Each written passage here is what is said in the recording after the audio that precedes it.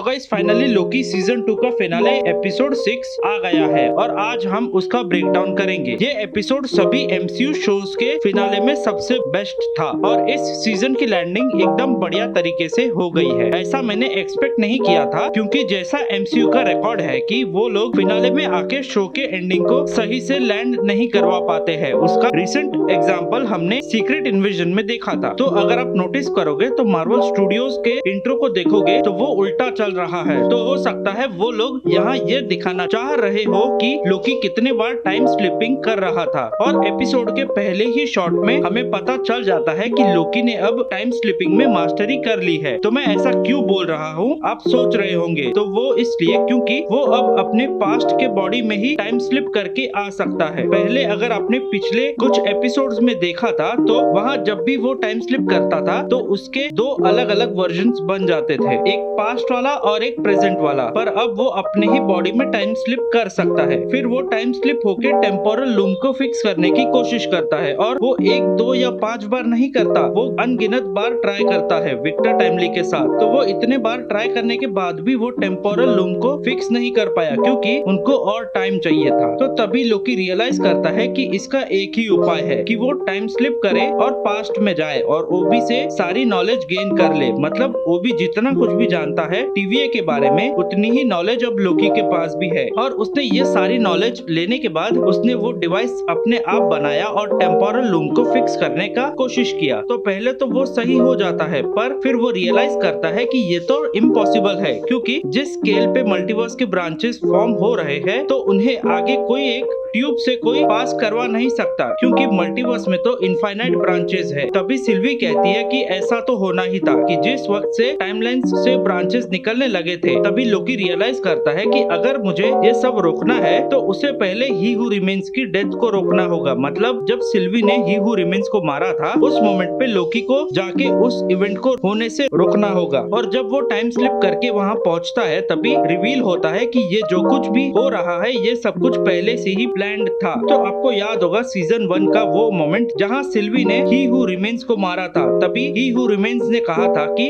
जब सिल्वी उसे मारेगी वो वहाँ फिर से आ जाएगा। और अभी मुझे पता चला कि लोकी टाइम स्लिप क्यों कर पा रहा है, वो इसलिए क्योंकि ही हु रिमेन्स ये सब कुछ करना चाहता था। फिर लोकी ही हु रिमेन्स के सामने भी इतने बार टाइम स्लिप करता है और तभी ही हु रिमेन्स भी सोच में पड़ जाता है कि लोकी ने तो टाइम स्लिपिंग में मास्टरी कर ली है। और तभी बातों बातों में he who remains temporal loom की कुछ सच्चाई बता देता है। तो जो टेम्पोरल लूम है वो सभी टाइम ब्रांचेस को सेव नहीं करता है, वो सिर्फ सैक्रेड टाइमलाइन को ही प्रोटेक्ट करता है और जो बाकी के एक्स्ट्रा टाइम ब्रांचेस है वो उन सभी को प्रून कर देता है। तो ये तो होना ही था क्योंकि टेम्पोरल लूम का यही काम है कि जिस वक्त टीवीए लोगों को प्रून करना बंद करेगा तो वो सेम काम टेम्पोरल लूम करने लगेगा। वो सैक्रेड टाइमलाइन को प्रोटेक्ट करने की कोशिश करेगा और बाकी सभी टाइमलाइंस को डिस्ट्रॉय कर देगा। और तभी लोकी रियलाइज करता है कि टेम्पोरल लूम को बचाने का कोई फायदा नहीं है। तभी ही हु रिमेन्स लोकी को 2 चॉइसेस देता है कि या तो तुम मुझे बचा लो और सिल्वी को मार दो जिससे सैक्रेड टाइमलाइन बच जाएगा और सब कुछ पहले जैसा हो जाएगा, या फिर तुम टेम्पोरल लूम को डिस्ट्रॉय कर दो और उससे मल्टीवर्सल वॉर शुरू हो जाएगा। पर फिर वो नेवर एंडिंग रहेगा। तो एक बार अगर टेम्पोरल लूम डिस्ट्रॉय हो गया तो सभी लोग फ्री हो जाएंगे और सभी को फ्री विल मिल जाएगा। फिर लोग जो चाहे वो अपने मर्जी से करेंगे। और तभी लोकी सोचता है कि ही हु रिमेन्स कैसे डिसाइड करता है कि किसे मारना है और किसे बचाना है। तो वो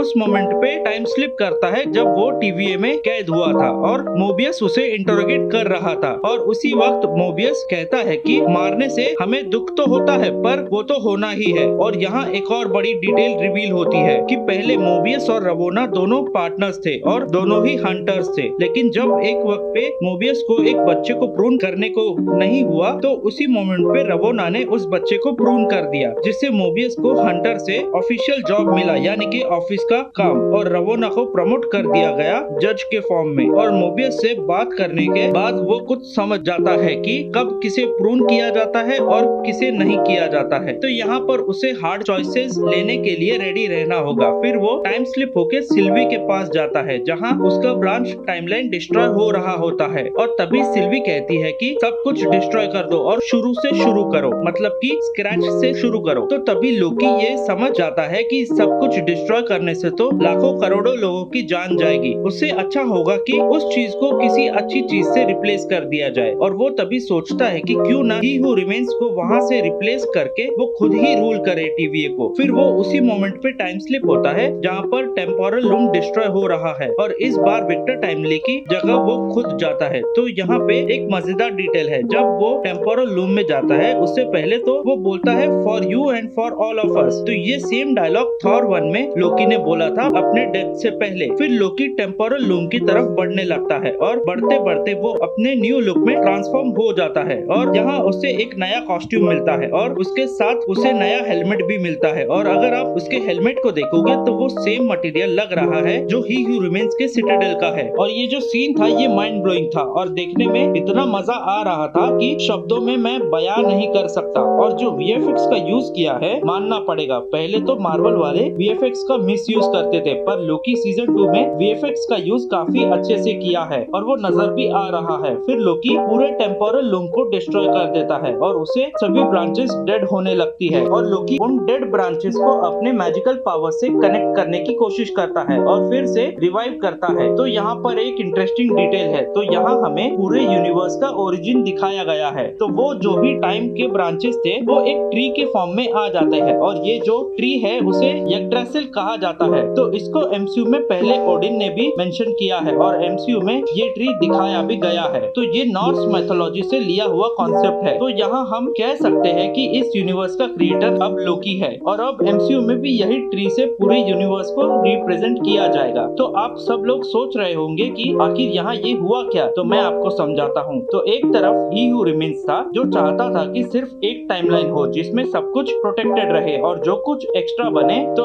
उस ब्रांच को डिस्ट्रॉय कर दिया जाए। मतलब जब ही हू रिमेन्स रूल कर रहा था तब लोगों के पास कोई चॉइस नहीं थी, पर अब ऐसा नहीं है। अब लोकी ने क्या किया कि जितने भी टाइम ब्रांच बनते हैं बनने दो, कोई इशू नहीं है। तो अब एमसीयू जो सेटअप करना चाह रहा था तो वो अब उस डायरेक्शन में जाने लगे हैं, मतलब कि मल्टीवर्सल वॉर की तरफ। क्योंकि अब इनफाइनाइट ब्रांचेस बनेगी तो कोई भी कुछ भी करेगा तो मल्टीवर्स में उसका अलग टाइम ब्रांच बनेगा, क्योंकि अब सभी के पास फ्री विल है। और जो टीवीए इतने वक्त तक टाइम ब्रांचेस को प्रून करता था अब वो कैंग के वेरिएंट्स को रोकने का काम करेंगे। एकदम ही रिवर्स हो जाएगा सब कुछ। तो अब पूरा टीवीए कैंग के अगेंस्ट में खड़ा होगा और हम मोबियस को टीवीए हेडक्वार्टर्स में देखते हैं और वो अपने खुद के वेरिएंट्स की फाइल मंगवाता है और देखता है और साथ ही में वो अपने वेरिएंट को देखने भी जाता है। और फिर हम विक्टर टाइमली का बचपन वाला शॉट देखते हैं और वहाँ कभी रवोना ने टीवीए गाइड बुक डाली ही नहीं होती है, तो उससे टीवीए के बारे में पता भी नहीं होता है। फिर हम रवोना को वॉइड में देखते हैं, तो वो प्रून हो गई थी इसीलिए वो यहाँ वॉइड में है। और अगर आप नोटिस करोगे तो यहाँ पीछे एक पिरामिड है, तो ये सीधा रेफरेंस है रामा तट को लेकर। फिर हमें टीवीए के नए हैंडबुक्स देखने मिलते हैं और वो है 2nd एडिशन। फिर एंड में हमें लोकी का क्लोजिंग शॉट मिलता है और वो अब सभी टाइमलाइंस को मैनेज करता है और यही था उसका glorious purpose. So guys that's the end of the video. मिलते हैं अगले वीडियो में, तब तक वीडियो पसंद आए तो वीडियो लाइक कीजिए और चैनल पे नए हो तो चैनल को सब्सक्राइब कीजिए।